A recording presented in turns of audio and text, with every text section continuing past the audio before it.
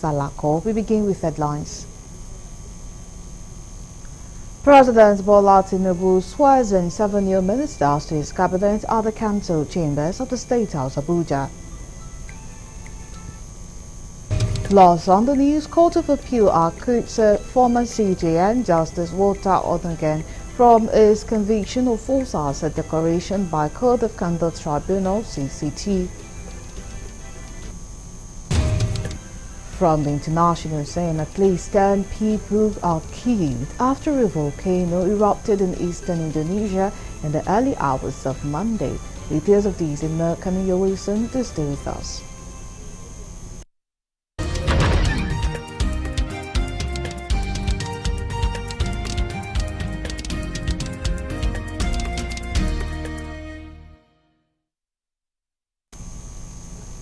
Many thanks for joining us at this time. Now, details of the news. President Bola Tinubu has sworn in 7 new ministers to his cabinet at the council chamber of the State House, Abuja. This follows their confirmation by Senate on Thursday, during which all 7 nominees were confirmed after being screened individually. The new cabinet members took the oath of office in 2 batches, 4 in the first and the 3 in the second, after their citations were read by the State House Director of Information, Abiodun Oladunjoye. The first 4 appointees include Idin Miya, Minister of Livestock Development, Yusuf Attar, Minister of State Housing and Urban Development, Dr. Suwaiba Ahmed, Minister of State Education, and Bianca Odumego Ojukwu, Minister of State Foreign Affairs. Subsequently, Dr. Jumoke Oduwole, Minister of Industry, Trade and Investment, Dr. Nentawe Yuwada, Minister of Humanitarian Affairs and Poverty Reduction, and Muhammadu Dingyadi, Minister of Labor and Employment, took their oath before the President. President Bola Tinubu has ordered immediate release of the miners undergoing trial due to their actions during the End Bad Governance protests across the country. Addressing State House correspondents on Monday, the Minister of Information and National Orientation, Mohammed Idris, said the directive was for the Attorney General of the Federation to expedite action on their children's release without prejudice to the legal issue. Alhaji Idris said the move was in consonant with the President's very deep commitment to democracy and the rule of law. The minister said the President also directed the Ministry of Humanitarian Affairs and Poverty Reduction to immediately see to the welfare of those minors and also take part to ensure that they have smooth reunion with their parents or guardians wherever they are in the country. He also announced that a committee will be set up immediately to be headed by the Ministry of Humanitarian Affairs to look at all issues surrounding the arrest, detention, the treatment, and finally the release of young minors. The President also directed that the law enforcement agents involved in the arrest and the legal processes be investigated, and if there are any infractions found to have been committed by any official of government, be it a law enforcement agency or whoever that person may be, appropriate disciplinary action will be taken against them.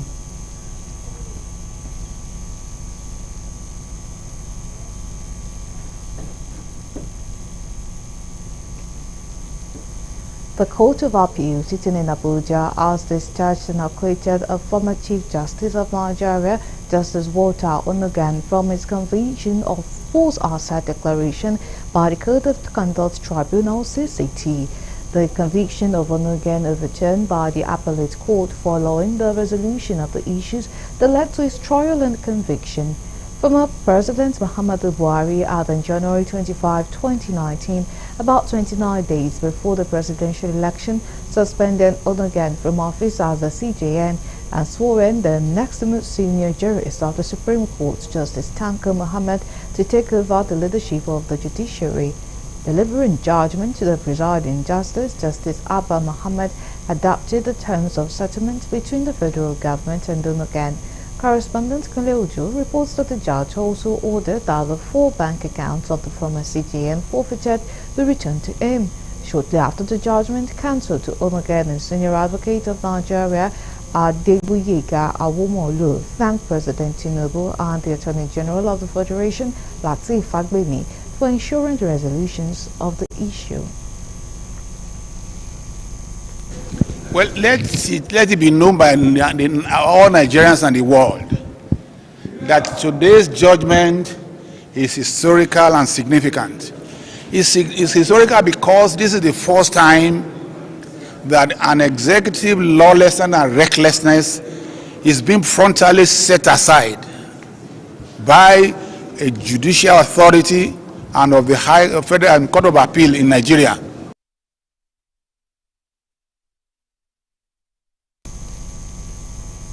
Now to speak on that matter, we have Tolu Babaleye joining us live from Abuja, a legal practitioner. Good evening and thank you so much for joining us at this time. Thank you for the invite. All right, so the Court of Appeal in Abuja has discharged and acquitted the former CJN, Justice Walter Samuel Onogan, from his conviction of false assets declaration charges by the Code of Conduct Tribunal. How do you react to this? The judgment is a welcome development. It is long anticipated because I've been nature right from the beginning. The processes leading to the judgment of the Code of Conduct Tribunal and leading to the removal of Justice Onogan from office was an arrangement, was an illegal arrangement. In fact, it was unfortunate that such thing can happen in Nigeria and nobody is being held accountable for that kind of a reckless audacity. Honestly speaking, from day one, that tribunal has no jurisdiction. You can imagine the Chief Justice of Nigeria was removed from office with an ex parte injunction. Ex parte order is very unfortunate. So many things are happening in this country that one continues to wonder whether we will get right in the country. Look at what has just happened now. So it was they now did it, but with in form of a settlement. You understand? They filed a term of settlement and adopted a judgment of the court. Whereas heads are supposed to be ruling if we want to follow the rule of law. Heads are supposed to be ruling because we knew from after the issue that it was just a satanic and illegal arrangement to just use that the former CJN as of office, which was very illegal. We said it that time. They said that there was nothing we could do. But now Daniel has come to justice. The end has come to that kind of a strategy. But it's very unfortunate that those who were there, who perpetrated the stupidity, those who pretend Nigeria judiciary black and gave us bad name, will just go scot-free without any punishment. It's very unfortunate. But I'm still happy for Onogan, who served this country wholeheartedly, and he was just used out with that kind of ignominy. If he has not been a person who did not have a health issue, maybe perhaps he would have been dead with the way he was treated. But we thank God for him that he's still alive to reap the fruit of his labor, especially when all these accounts were sent, were ordered to be unfrozen. It's a welcome development. Thank you. All right. So in terms of settlement of the matter, it was unanimously agreed by both parties that the Code of Conduct Tribunal was wrong in convicting Onogan without resorting to the National Judicial Council (NJC) as a body constitutionally empowered to discipline judicial officers in Nigeria. So would you say that the reason this even went on is because of political influence? And how do we go about making sure things like this don't occur in the future? It was something that was because of political influence. They just want the man out of office, maybe perhaps because it's from a minority tribe in the country, or maybe because they perceive that if they bring the presidential election to the Supreme Court, that he will do something against them or something like that. So they did not follow the law. They didn't even follow anything, any known logic in arriving at a situation where interim injunction was used to ease the highest, judicial officer in the country out of office. It's very unfortunate, and we believe that this kind of thing should be nipped in the bud with strong legislation. Instead of building our institution, we are building strong men.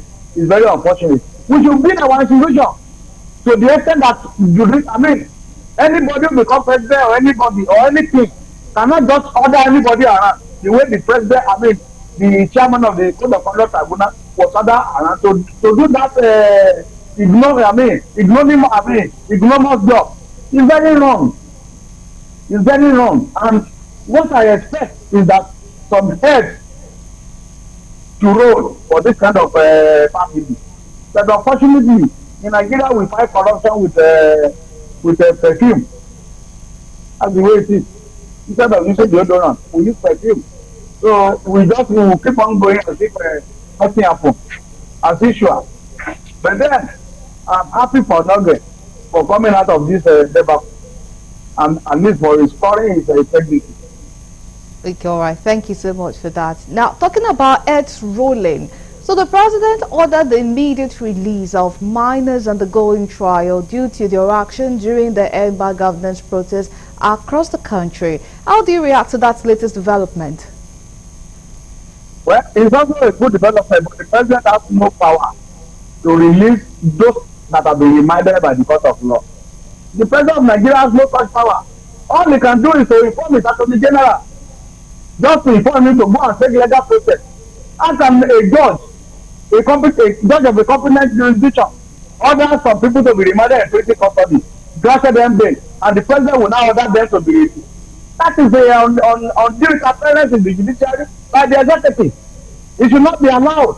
So the normal thing to do is for the president to order his attorney general to go and to go and pass through legal process.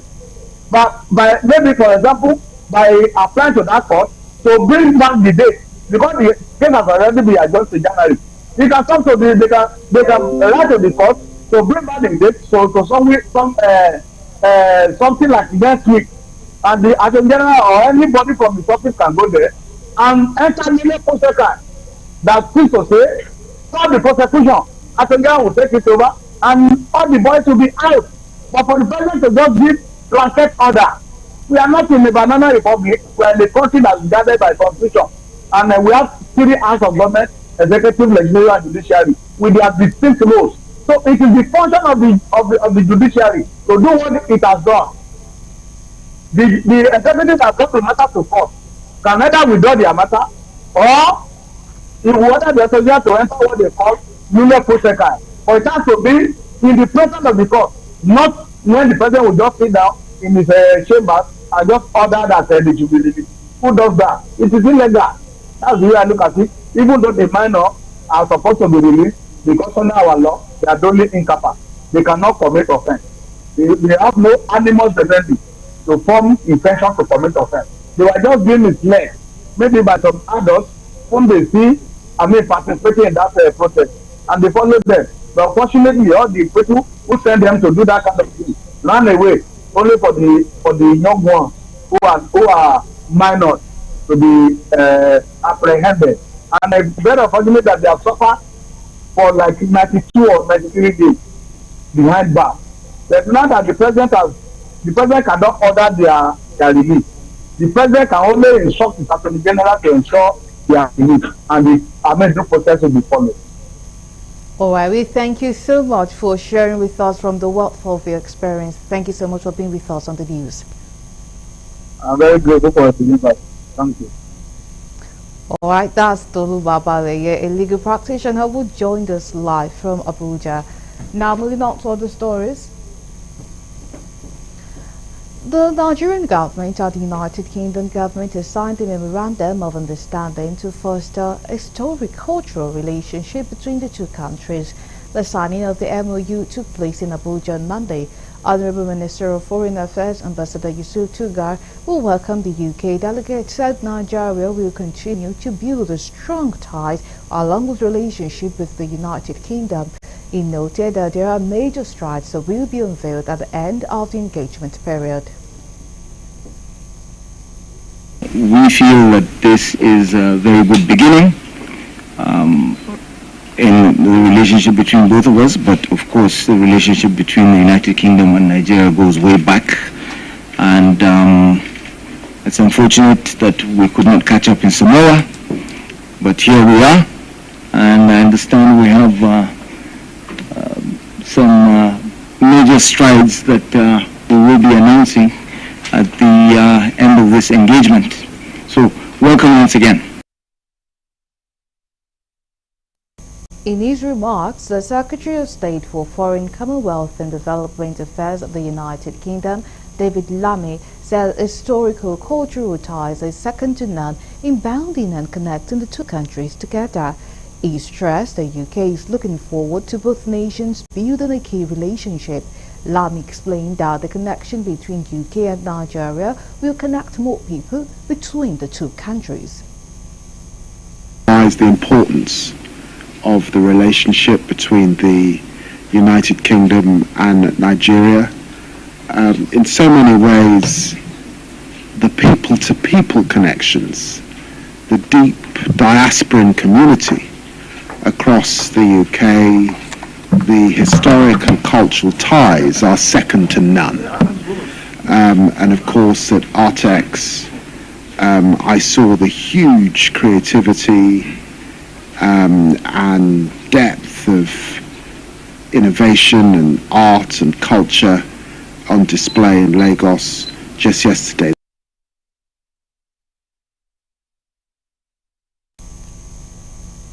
Now to other stories. A consultant orthopedic surgeon at Ogun State Hospital in Abeokuta, Dr. Nuruddin Adekunle, has denied allegations of slapping a nursing student at the hospital last month, clarifying that he only asked the student to leave the operating theatre due to alleged rude behavior. The allegation had prompted the state chapter of the National Association of Nigerian Nurses and Midwives to stage a protest calling for disciplinary action against the surgeon. Speaking at a press conference at the instance of the Nigerian Medical Association Ogun State branch, Dr. Adekunle described the claims as baseless, insisting he did not engage in any physical altercation.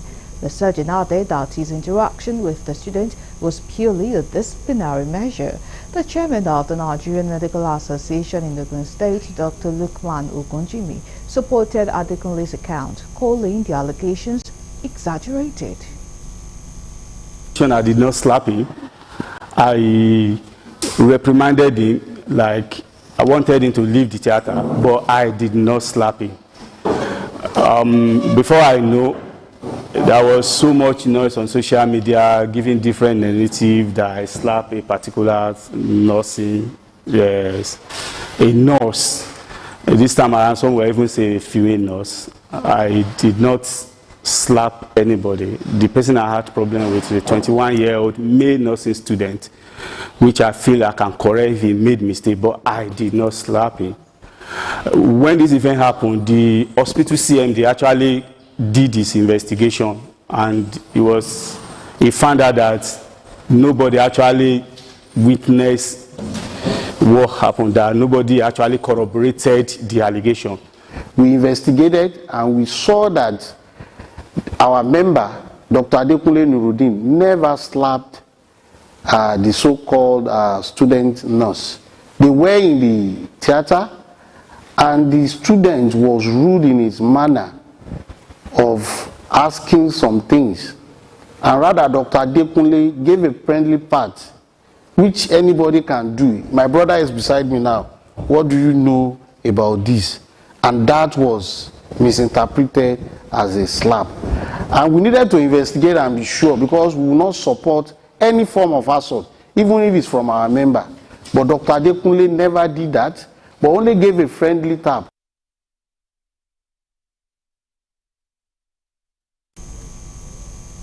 Here's on to the news on Galaxy TV. Let's go on a break. When we come back, the news continues. To stay with us.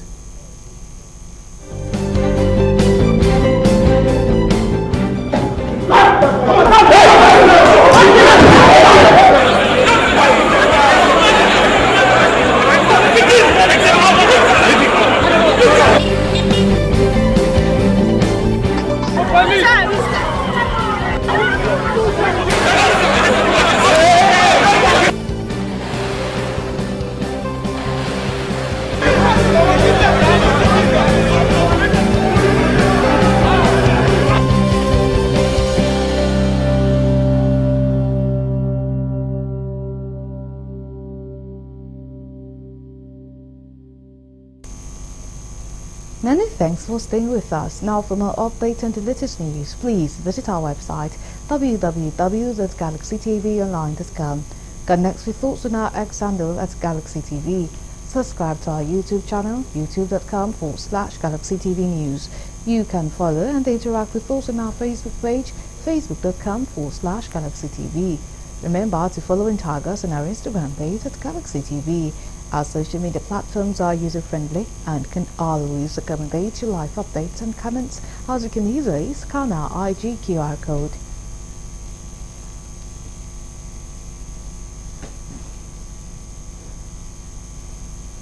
Operatives of the Nigerian Army 6th Division have recovered over 70,000 liters of illegally refined crude oil in the Rivers community of Akoko Toro local government area. Acting Deputy Director of the Nigerian Army 6th Division Public Relations, Lieutenant Colonel Danjuma Jonah, in a statement, said the recovery of the product led to the deactivation of 29 illegal refining sites and the destruction of 14 boats. According to the Army, one massive wooden boat with over 50,000 liters of crude oil was also intercepted, as well as cooking pots used for illegal activities by oil thieves.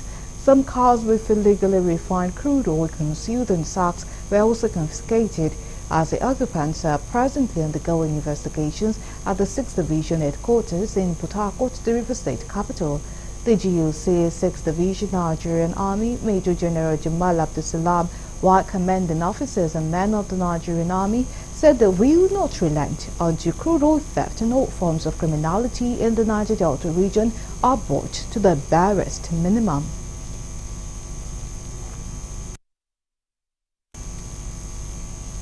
Now, we move to the international desk for more news.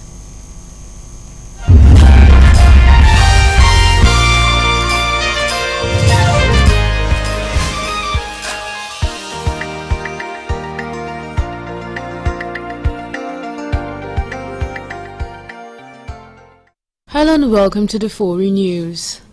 At least 10 people have been killed after a volcano erupted in eastern Indonesia in the early hours of Monday, officials have said. Mount Lowotobi Laki-Laki, located in Flores Island in East Nusa Tenggara province, erupted at 23:57 local time, according to the Indonesian Center for Volcanology and Geological Disaster Mitigation.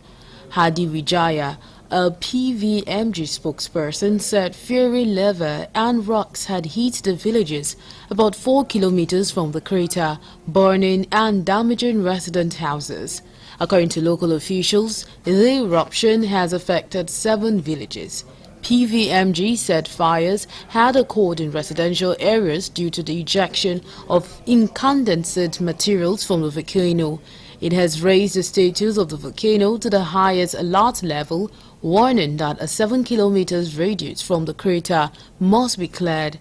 Video footage shared on social media shows people covered in volcanic ash, rock showers and homes ablaze, as well as the scorched aftermath of the disruption. A spokesperson from Indonesia Disaster Agency warned of potential flash floods and cold lava flows in the country.